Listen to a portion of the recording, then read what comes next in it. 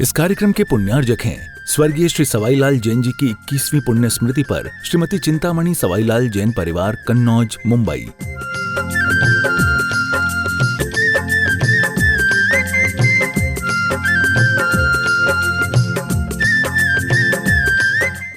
बोल आदिनाथ भगवान की जय। हम सब अभी समय को व्यर्थ न गवाते हुए पूज्य गुरुवर 108 श्री विमल सागर महाराज जी से करबद्ध प्रार्थना करते हैं कि हे गुरुवर, आप अपनी अमृतमयी वाणी से हमारा कृतार्थ करें।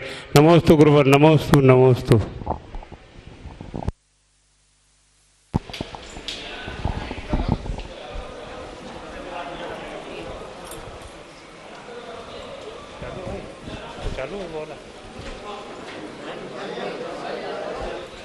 भैया के देखना मैं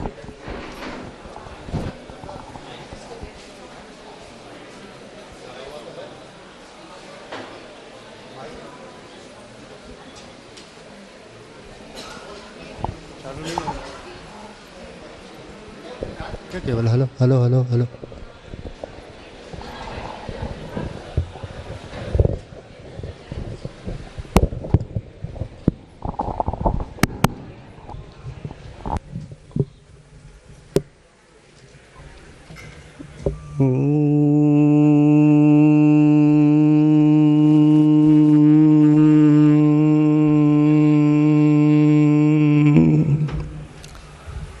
नमः सिद्धेभ्यः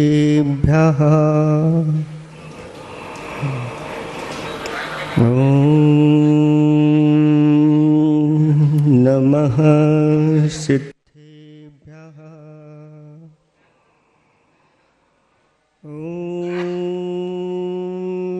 नमः सिद्धेभ्यः।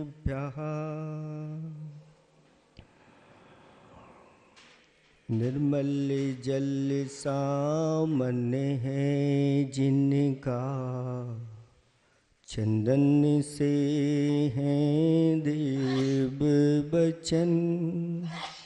अक्षत सम अक्षत है श्रद्धा, सुमनों सा सुंदर है तन। नैवेद्य चरित्र जान है दीपक, बसु विधि करते धूप दहन। ध्यान सुफल है अर्घ समाधि, मुनिवर तुमको नित्य नमन। अनर्घ पद को पाने गुरुवर, मेरा अर्घ समर्पित है। एक जीवन क्या सौ सौ जीवन, गुरुवर तुम्हें समर्पित है। ऋषिवर तुम्हें समर्पित। देवादिदेव 1008 कैवल्य कमलापति आदि ब्रह्मा आदिनाथ भगवान की। देवादिदेव 1008 वर्तमान शासनायक महावीर भगवान की। परम उपकारी परम पूज्य 108 आचार्य पेवर गुरुवर श्री विद्यासागर जी महामुनिराज की। परम पूज्य 108 नवाचार्य श्री समय सागर जी महामुनिराज की। मंचासीन ज्येष्ठ श्रेष्ठ महाश्रमण महाप्रभावक संत श्री प्रमाण सागर जी महामुनिराज की। परम पूज्य 108 वात्सल्य मूर्ति निर्वेक सागर जी महामुनिराज की। 3 कम 9 करोड़ मुनिराजों की। बोलो पूज्य गुरुवर 108 श्री विमल सागर जी महाराज की जय। 108 श्री अनंत सागर जी महाराज की जय। मुनि संघ की जय। धर्म स्नेही भवात्माओं, आज बड़े ही हर्ष और आनंद की अनुभूति हो रही है कि हमारे ज्येष्ठ गुरु भाई उनसे मिलना नहीं, उनके दर्शन का तो हमें सौभाग्य मिला है। जब से भोपाल में आए हैं, चित्त में बस एक ही बात थी कि जल्दी से जल्दी हमें के दर्शन का लाभ मिले। और प्रसंग ऐसा है कि महावीर जयंती तो हमारी कहीं भी हो जाती, लेकिन एक कार्यक्रम यहाँ का होना था और समय उतना नहीं था कि कहीं दूर से हम आ जाएं। और पूज्य महाराज श्री का दीक्षा दिवस भी महावीर जयंती पर साक्षात महावीर भगवान को हमने नहीं देखा, लेकिन सारी दुनिया कहती थी गुरुदेव के लिए कि आज ये हमारे गुरुदेव साक्षात महावीर का रूप है। उनको देख करके सभी लोग बड़े आनंद की अनुभूति करते थे। और ऐसे उन महावीर स्वरूप हमारे आचार्य भगवंत ने महावीर जयंती पर ऐसी कृपा की कि इतने पूज्य प्रमाण सागर जी से लेकर के 8 दीक्षाएं महावीर जयंती पर दी और ऐसे ये महावीर तैयार कर दिए। शास्त्रों में वर्णन आता है कि जो महान व्रतों को धारण कर लेते हैं वही वास्तविक महावीर भगवान है। और तब से लेकर के निरंतर पूज्य बड़े महाराज धर्म की प्रभावना करते आ रहे हैं। बड़ों का हमारे ऊपर बहुत उपकार है। जितने भी संघ में बड़े महाराज हैं सबका उपकार है। कहीं ना कहीं किसी ना किसी रूप में हमें आगे बढ़ने की सबने प्रेरणा दी है। इनके उपकारों को हम कैसे भूल सकते हैं? जब तक मुक्ति की प्राप्ति ना हो तब तक ऐसे बड़े शास्त्रों में तो वर्णन ऐसा कहा गया है कि दीक्षा गुरु तो होते ही है, लेकिन एक रात्रि दीक्षा में जो बड़े होते हैं वो भी गुरुजन है और जिनसे हमारे लिए मोक्ष मार्ग प्रशस्त हुआ हो। 1998 की बात है जब आचार्य भगवान सागर में भगुदय में चातुर्मास कर रहे थे। उस समय गुरुदेव ने हम लोगों को अपने पास बुलवाया और 2 माह गुरुदेव के सेवा करते हुए अध्ययन करते हुए हम लोग रहे। किसी कारणवशात गुरुदेव ने कहा कि जाओ ललितपुर में पूज्य समता सागर जी, प्रमाण सागर जी और एलक निश्चय सागर जी, उनका चातुर्मास हो रहा है। अब आपको वहां जाकर के लाभ लेना है। तो हमने विचार किया आचार्य भगवान ने पहले बुला लिया और फिर भेज रहे। उसमें कारण था कि एक जो भैया जी हमारे साथ थे आज वर्तमान में अनंत सागर जी के रूप में हैं, उनके घर में कुछ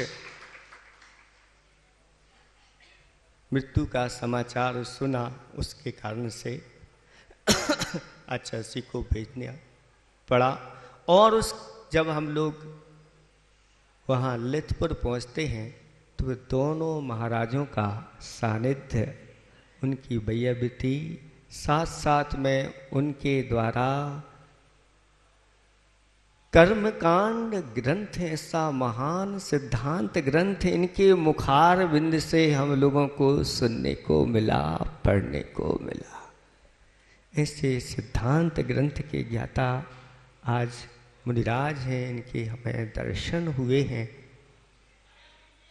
आज हम कैसे इनकी कृतज्ञता व्यक्त करें। बड़े महाराजों से तो हमारा यही निवेदन है कि हम लोगों के ऊपर जैसा पूर्व से आप लोगों का वात्सल्य है, ऐसा वात्सल्य बना रहे, और हम लोगों की आपके प्रति जो विनय है वो विनय बनी रहे। बस हम तो यही चाहते हैं। नीतिकारों ने कहा है कि दानेन वर्तते कीर्ति, दान से कीर्ति बढ़ती चली जाती है। लक्ष्मी पुण्येन वर्धते, धन संपदा पुण्य से बढ़ती चली जाती है। विनयेन पुनर्वित्तम, विनय करने से हमारे चारित्र्य की वृद्धि होती चली जाती है। और गुणा सर्वे विवेकतः, गुणों की वृद्धि, सभी गुणों की वृद्धि विवेक से वह होती चली जाती है। आज बड़े महाराज के चरण में हम यही निवेदन करते हैं कि गुरुदेव की जैसी हमारी भावना थी, हमारा संघ हमेशा अखंड बना रहे और निरंतर गुरुदेव की धर्म की प्रभावना होती रहे। आप सबके लिए एक ही भावना में आपको एक मेक होना है। आप हमारे लिए आगे जो भी निर्देशन दें, उपदेश दें, हम लोगों को स्वीकार है। बस धर्म की महाप्रभावना होती रहे। अहिंसा परमो धर्म की। अब हम पूज्य गुरुवर 108 श्री प्रमाण सागर महाराज जी से निवेदन करते हैं, हे गुरुवर आप अपनी अमृतमयी वाणी से हमें कृतार्थ करें। नमोस्तु गुरु, नमोस्तु।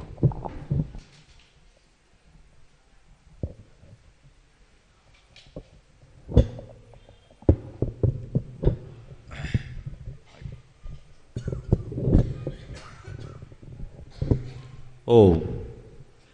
सभी लोग अपने दोनों हाथ जोड़ ले और मेरे साथ महामंत्र के स्मरण के लिए अपना मानस चाहे।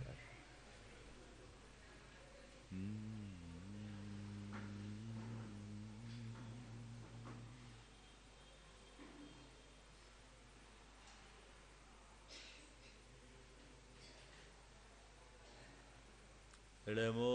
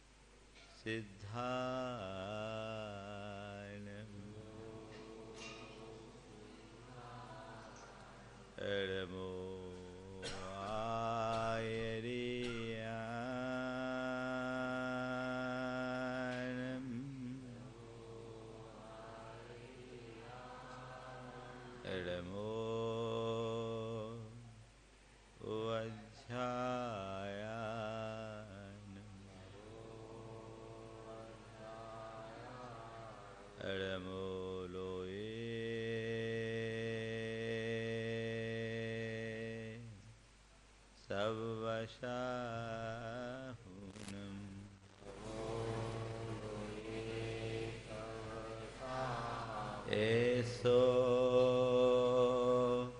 पंचनमो यारो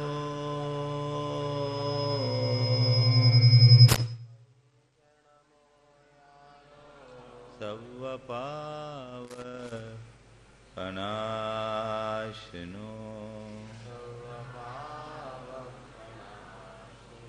मंगलालम च सवेसिं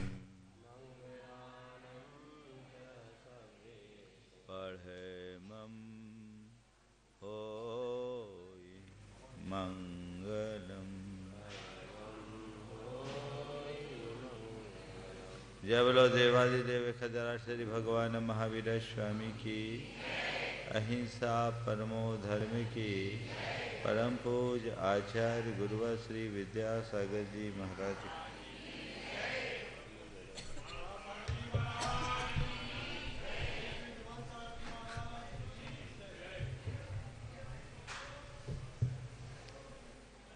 एक लंबे अंतराल के बाद, ऐसे बहुत ज़्यादा लंबा तो नहीं हुआ, मैं अपने वाक्य को सुधार लेता हूँ। बहुत थोड़े अंतराल में, अभी महीना भर भी नहीं हुआ, होली में ही तो गए थे, और महावीर जयंती की पूर्व संध्या पे आज वापस चौक बाजार में हम लोगों का आगमन हुआ। पर इस बार एक अलग आनंद की अनुभूति हो रही।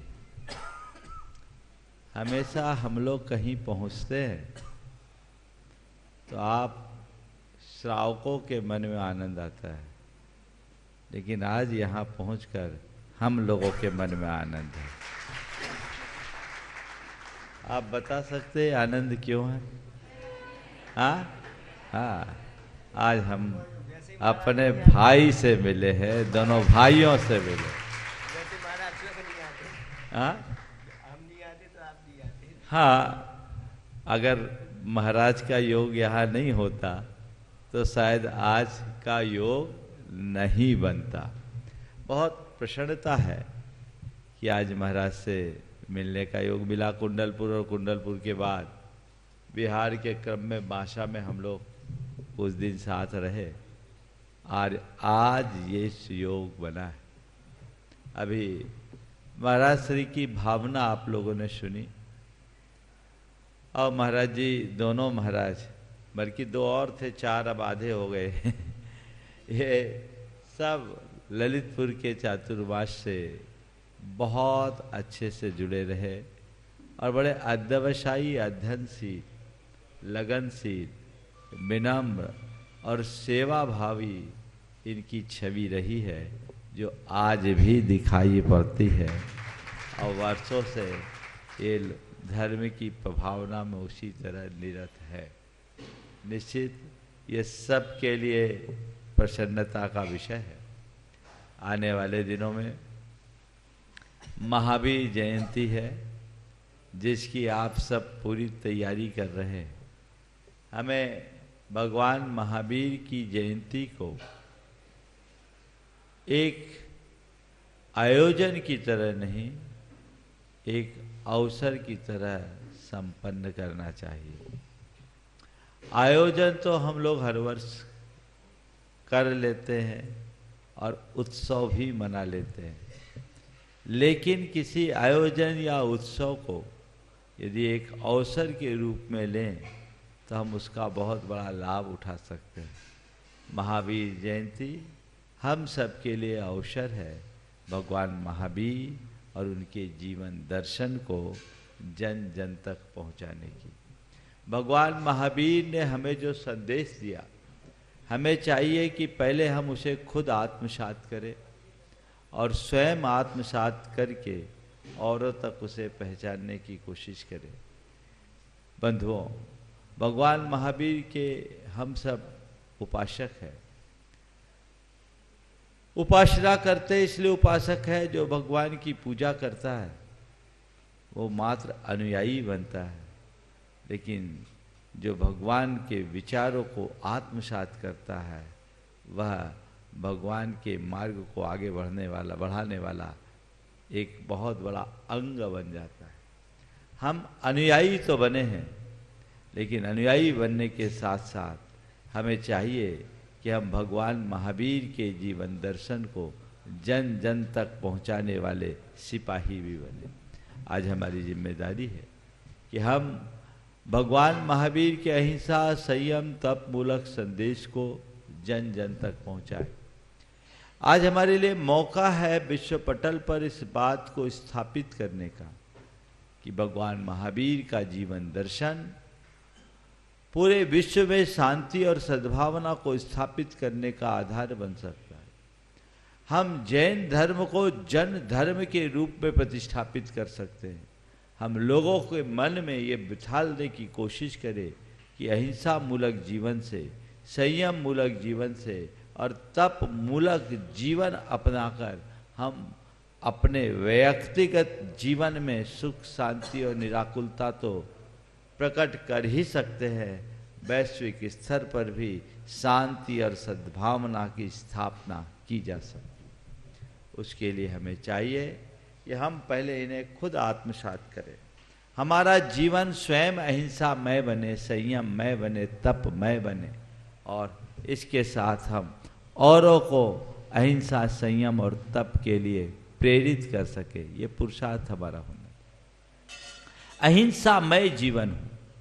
हम लोग अहिंसा की जब बात करते हैं तो हमारा ध्यान केवल जीव वध के परिहार तक सीमित हो जाता है। ध्यान रखना है, हिंसा और अहिंसा का संबंध केवल जीवों के वध तक सीमित नहीं है। हिंसा और अहिंसा का संबंध हमारे भावों से जुड़ा है। भगवान महावीर ने हमें जिस अहिंसा का उपदेश दिया, हमें उसे गहराई से समझने की जरूरत है।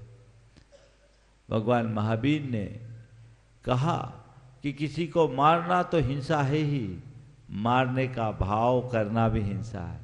जीव मरे या न मरे, यदि हमारे मन में भाव आ गया तो हम हिंसा के भागीदार हो गए।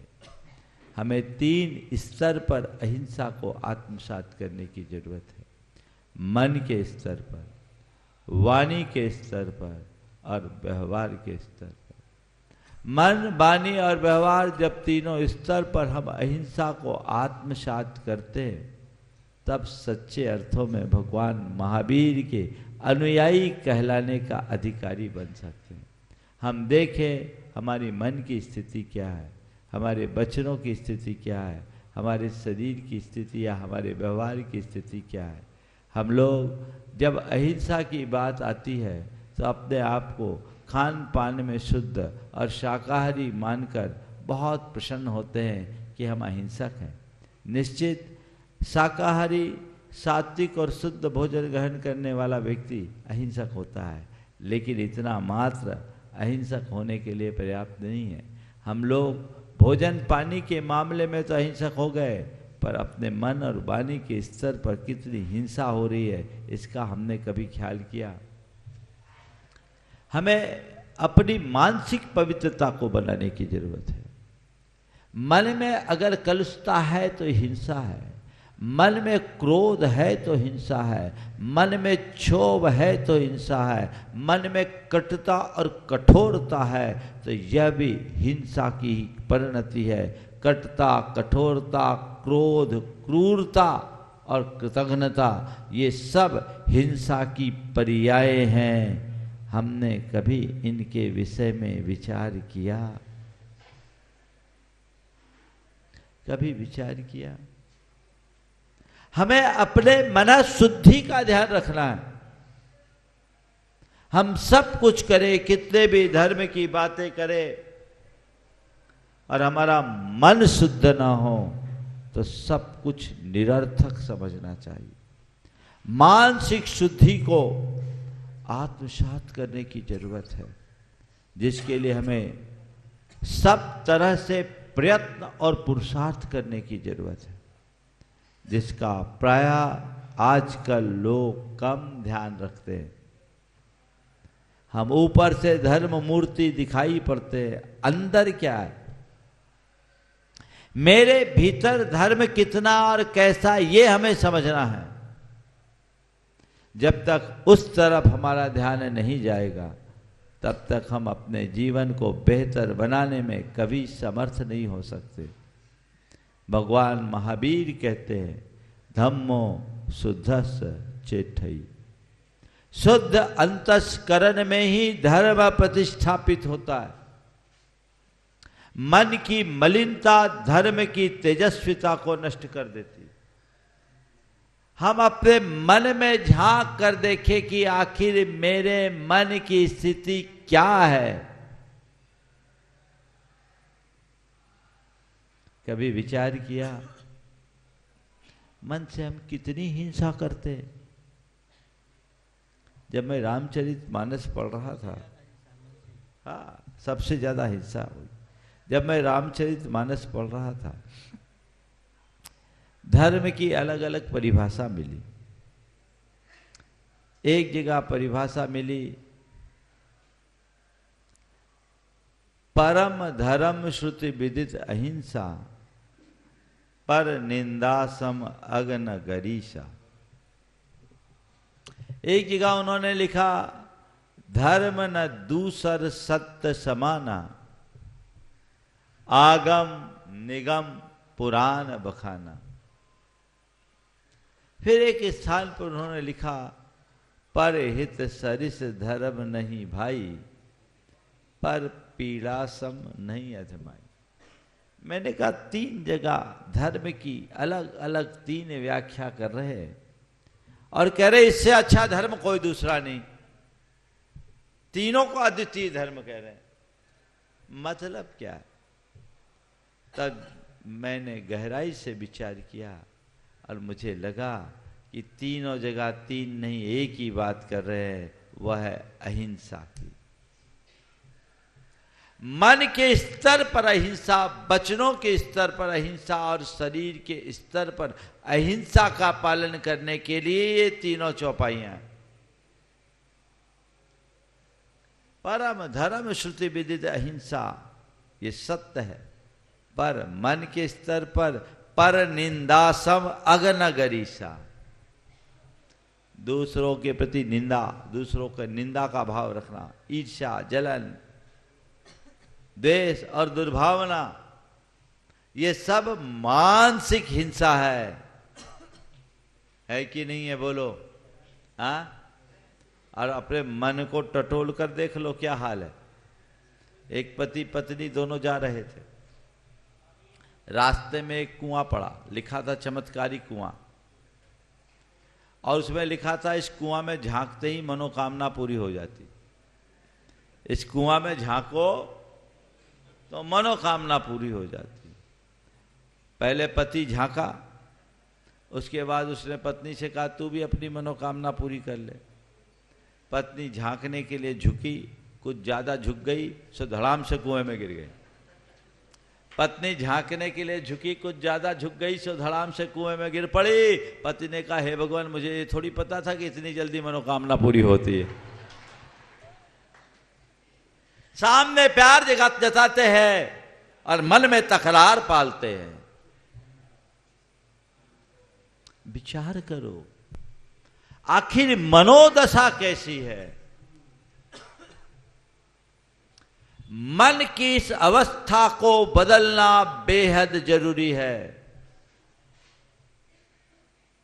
यदि ये परिवर्तन हम नहीं करते तो जीवन कभी बेहतर नहीं बन सकता। हम एक धर्मी व्यक्ति के रूप में अपनी पहचान भले बना ले, लेकिन जिसकी मन में मलिनता है, जो मन जन मलिनता को पाल रखा है, मान करके चलना, उसने अभी धर्म को सही अर्थों में पहचाना ही नहीं है। धर्म के मर्म को पहचानो।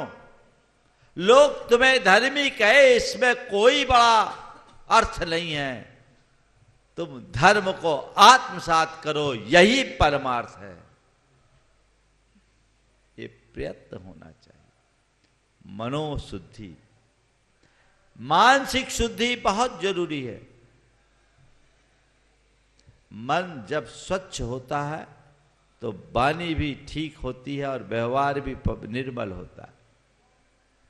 लेकिन मन ही गड़बड़ तो सब गड़बड़ हो जाता है।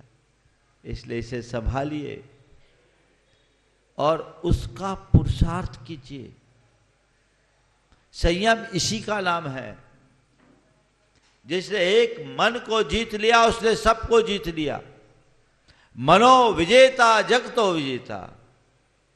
मन को जीत लेने वाला सारे जगत को जीत लेता। तो मन को जीतने का प्रयत्न और पुरुषार्थ हम सबका होना चाहिए।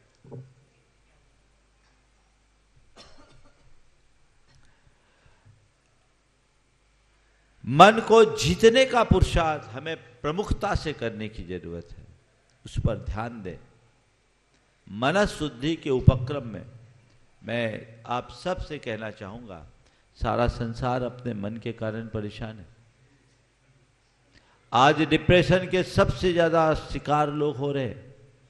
आज से 8 वर्ष पूर्व के आंकड़े के अनुसार भारत में 8.5 करोड़ लोग डिप्रेशन के शिकार थे।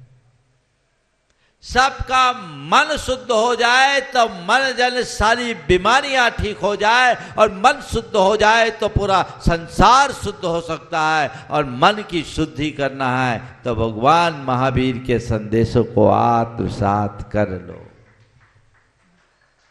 हमें जन जन तक ये बात समझाना है कि भगवान महावीर मन, वाणी और शरीर के स्तर पर अहिंसा, संयम और तप का पाठ पढ़ाते हैं, उसे ही धर्म बताते हैं। अपने मन पर संयम और लगाम लगाने की कला सीखे। भावना योग उसका एक सशक्त आधार है। प्रयास करे, पुरुषार्थ करे, जनता को ये बात समझाने की कोशिश करे कि हमारे द्वारा किया जाने वाला पूजा पाठ और कर्मकांड धर्म नहीं है, जीवन का रूपांतरण ही सच्चा धर्म है। और जैन धर्म का यही मूल आधार है। जैन धर्म आत्मा की शुद्धि पर बल देता है। जैन धर्म का परम लक्ष्य मोक्ष है। मोक्ष का मतलब क्या है? दोषों से मुक्ति, दुर्बलताओं से मुक्ति, दुर्गुणों से मुक्ति और दुखों से मुक्ति। दोष, दुर्बलता दूर, दुर्गुण और दुख जब दूर होंगे तो मोक्ष होगा। और उस मोक्ष को प्राप्त करने के लिए धर्म को आत्मसात करने की जरूरत है। और धर्म को आत्मसात करने के लिए मन को निर्मल बनाने की आवश्यकता है। सब चीजें एक साथ होगी। शुद्धि जीवन को विशुद्ध बनाती। अहिंसा मन के स्तर पर, अहिंसा वचनों के स्तर पर, दूसरे में जीवन में वाणी में संयम होना चाहिए।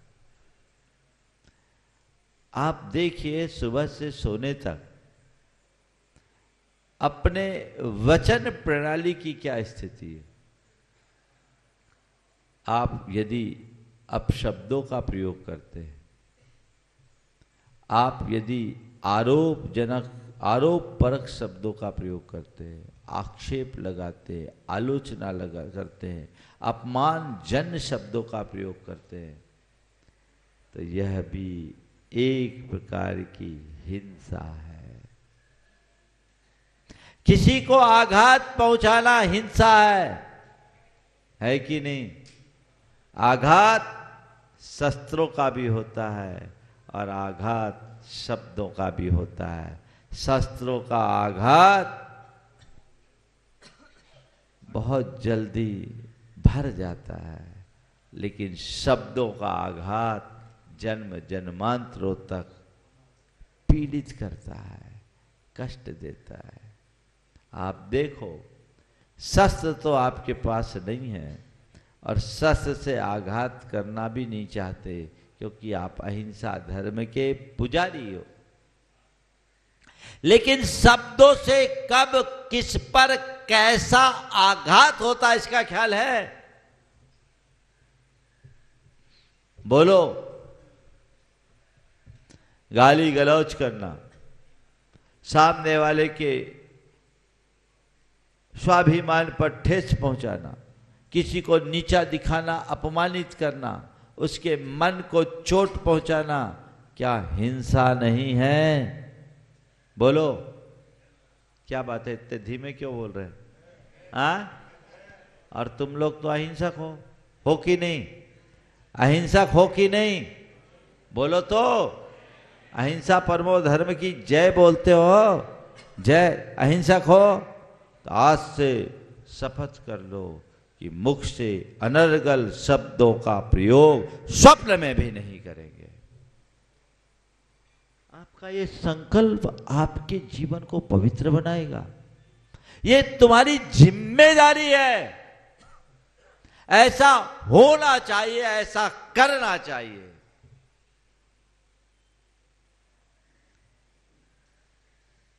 जीवन अपना है, संभालना भी खुद को ही है। हमारे जीवन को कोई दूसरा न तो संभाल सकता है न संवार सकता है। खुद को ही संभालना है, खुद को ही संभालना है। और खुद को संभालने और संवारने के लिए हमें संकल्पित होना पड़ेगा। हम उसे आत्मसात करें और लोगों को उसे आत्मसात करने के लिए प्रेरित भी करें। यदि ऐसा सुमार्ग हमने अपना लिया तो जीवन धन्य हो गया, वैसा समझना। इस बार की महावीर जयंती परंपरागत महावीर जयंती मनाने की जगह मौलिक तरीके से मनाओ और ये बात सोचो कि अभी तक हमने महावीर को माना है, आज से हम महावीर की मानेंगे। इतना ही तो तय करना है। महावीर को तो आप सब मानते हो, पर महावीर की एक नहीं मानते। भगवान महावीर कहते हैं, देख, जो मुझे मानता है उसको मैं महत्व नहीं देता, पर जो मेरी मानता है उसका महत्व कभी कम नहीं होता। देखो, महावीर को मानने वाले नीचे बैठे हैं और महावीर की मानने वाले सबको आपने ऊपर बिठाया है ना। यही तो अंतर दिख रहा है। जिस दिन तुम मान लोगे, तुम भी जहां वहां से ऊंचे उठ जाओगे। भगवान महावीर हम सबको उठा देखना चाहते हैं। अच्छा, एक बात बताओ, एक पिता की दो संतान, एक ऐसी जो 24 घंटे उसकी सेवा करता हो पर बात एक नहीं मानता हो, और दूसरा अपनी व्यस्तता बस सेवा तो नहीं करता पर बात एक नहीं काटता, एक भी बात नहीं काटता। बोलो, तुम्हारे दो पेटों में तुम किससे ज्यादा प्रसन्न होगे, पहले वाले से या बाद वाले से? दूसरे वालों से ना। तो भगवान महावीर की दो संतानों में तुम कहाँ हो? कहाँ हो? श्रावक धर्म का या साधु धर्म का, दो धर्म का उपदेश भगवान ने दिया जो अहिंसा संयम तप मूलक है। तुम दो में एक में भी स्थान बनाए, अगर बनाए तो भगवान महावीर के सही संतान होने का गौरव पाओगे, और नहीं बना पाए तो फिर मामला, मैं अब कुसंतान तो नहीं कहूंगा, मैं तो ये मानता हूं यहां जितने बैठे हैं ना, सब भगवान महावीर की श्रेष्ठ संतानें हैं। बजा तो लो अपने लिए ताली, तुम्हारी प्रशंसा कर रहा हूं।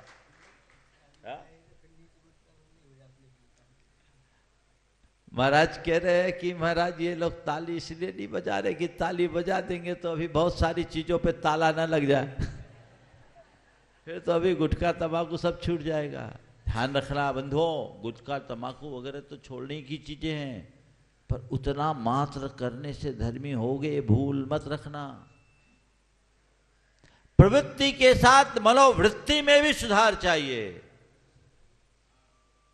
अहिंसा, संयम और तप ये धर्म का मूल तत्व है, इसे आत्मसात करिए,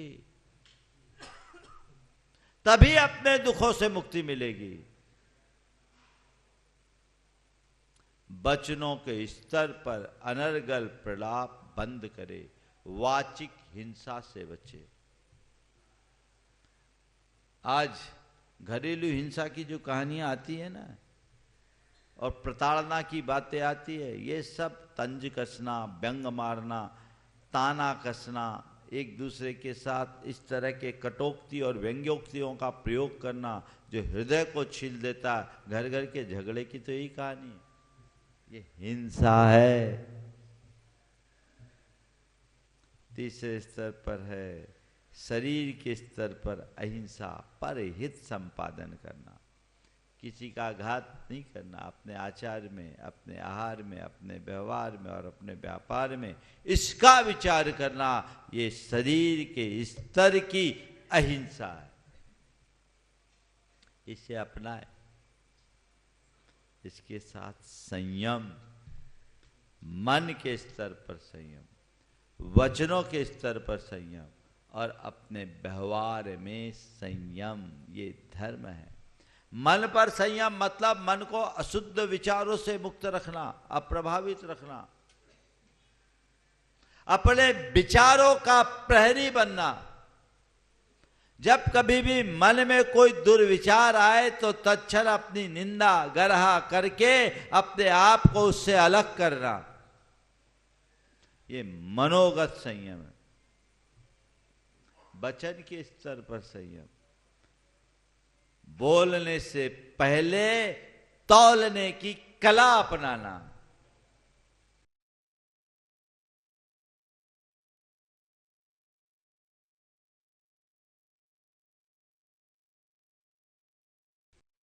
ये संयम है ना, ये हर जगह रखना चाहिए। आप लोग कुछ जगह तो संयम की मूर्ति बनते हो, जैसे अपनी दुकान में उस समय ग्राहक के सामने कितने हम्बल होते हो, कितने विनम्र होते, और संयम की प्रतिमूर्ति। कहाँ कुछ अनर्गल बोल भी दे तो मुस्कुरा करके आप उनको बड़ी विनम्रता से जवाब देते हो कि नहीं? हाँ, लेकिन जितना संयम तुम दुकान में रखते हो उतना संयम अपने घर में रख पाते हो? बोलो, क्या हो गया? जब हम दुकान में संयम रख सकते तो घर में भी संयम रखा जा सकता है। संयम का आधार है विवेक। विवेक का मतलब अपने हिताहित का बोध। जिस मनुष्य के हृदय में हिताहित का बोध जगता है, यानी विवेक जाग जाता है, और जिसका विवेक जागृत होता है उसके जीवन में संयम स्वतः प्रकट हो जाता है। तो ये विवेक को जागृत करके चले। ओम है, विवेक को जागृत करके चले ताकि हम अपने वाचिक स्तर पर भी संयम रखें। संयम का आधार विवेक है। अपने विचार में विवेक, अपनी वाणी में विवेक, अपने व्यवहार में विवेक, अपने खान पान में विवेक। संयम के लिए आपको इसकी बहुत जरूरत है।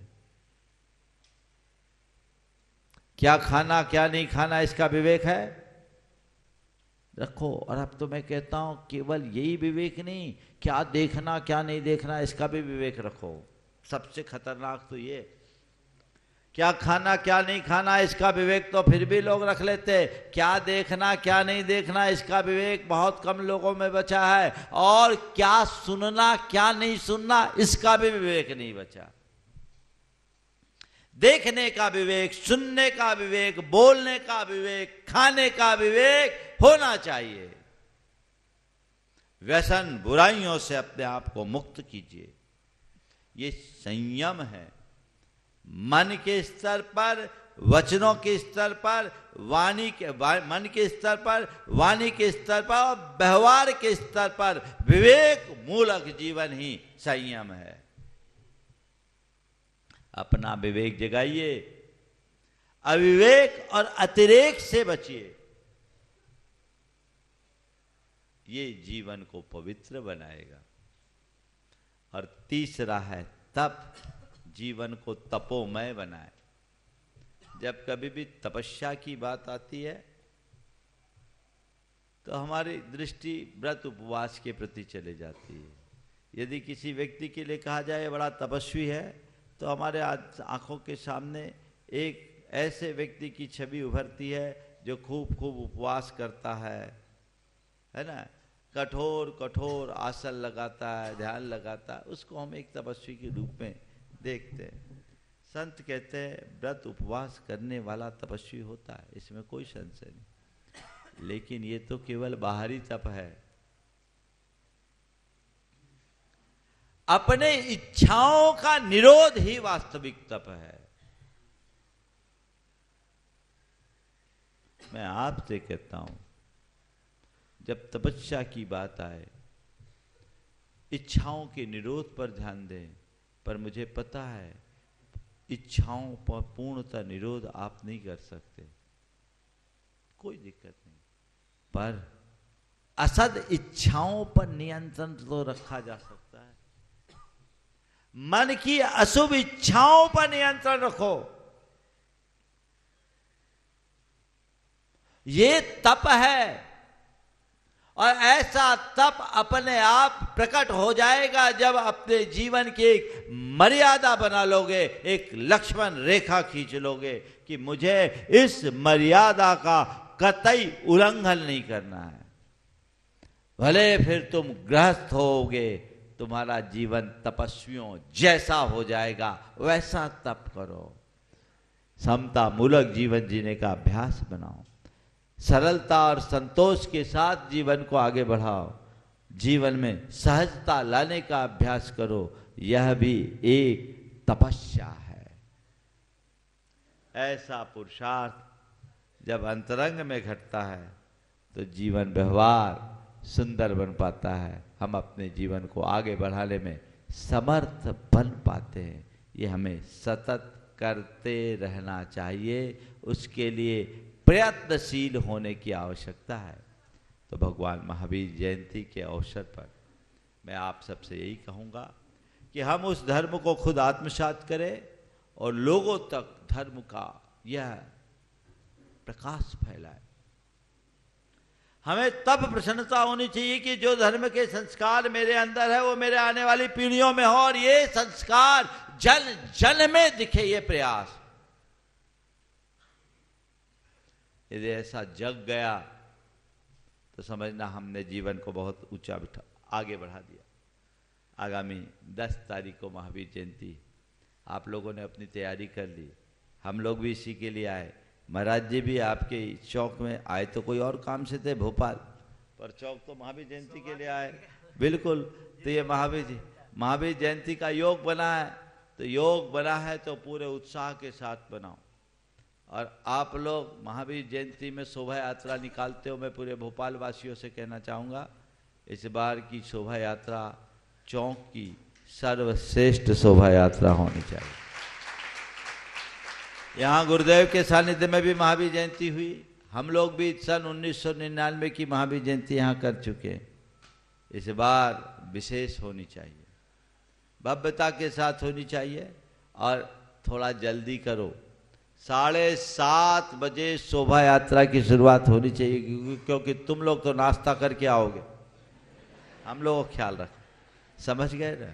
इसलिए 7:30 यानी 7:30 कमेटी तैयारी रखे, क्योंकि आप सब वो तो ठीक है, गर्मी का समय है, और महावीर जयंती का कार्यक्रम 2 चरणों में है, आप सबको पता है। प्रातःकाल की शोभा यात्रा और मध्याह्न में रविंद्र भवन में एक विराट धर्म सभा है महावीर जयंती पर, जिसमें आपके प्रदेश के मुख्यमंत्री माननीय डॉक्टर मोहन यादव जी और आपके प्रदेश के कैबिनेट मंत्री माननीय प्रहलाद सिंह जी पटेल उपस्थित रहेंगे, अन्य गणमान्य भी उपस्थित रहेंगे, संग रहेगा।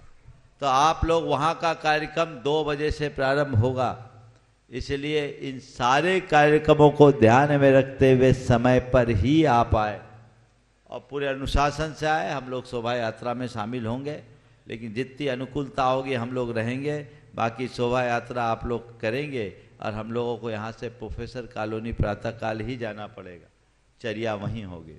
बंधुओं, आज का भी एक योग है, कल जीटो के द्वारा आयोजित नमोकार महामंत्र की आराधना का दिन है, उसमें हम लोगों को भी आमंत्रित किया गया, हम लोग वहाँ जाएंगे।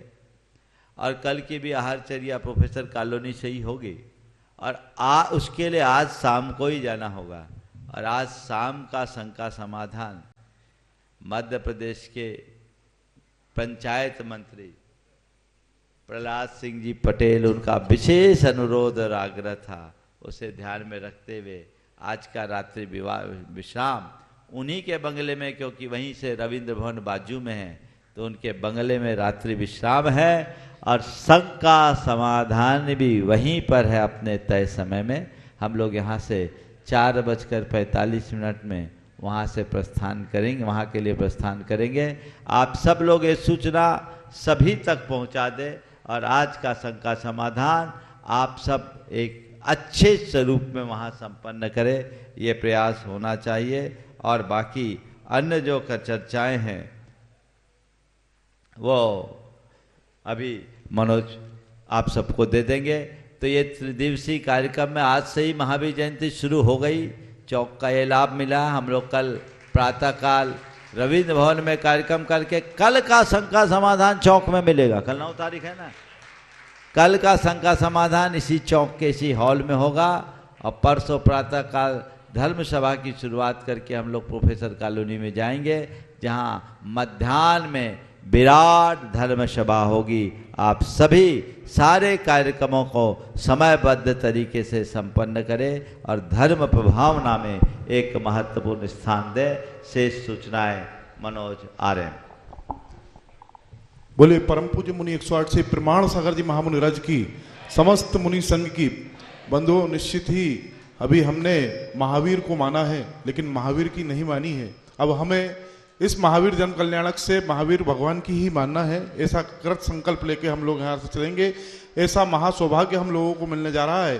परम पूज्य मुनि 108 से प्रमाण सागर जी सत्संग और परम पूज्य मुनि श्री विमल सागर जी सत्संग सभी के सानिध्य में हमें महावीर जन कल्याणक महोत्सव मनाने का सौभाग्य मिल रहा है। 8 शाम को पूज्य मुनिश्री का बिहार यहाँ से प्रोफेसर कॉलोनी के लिए होगा, जहाँ पर प्रहलाद पटेल जी के बंगले पर आज का शाम का संघ का। इस कार्यक्रम के पुण्यार्जक हैं स्वर्गीय श्री सवाईलाल जैन जी की 21वीं पुण्य स्मृति पर श्रीमती चिंतामणि सवाईलाल जैन परिवार, कन्नौज, मुंबई।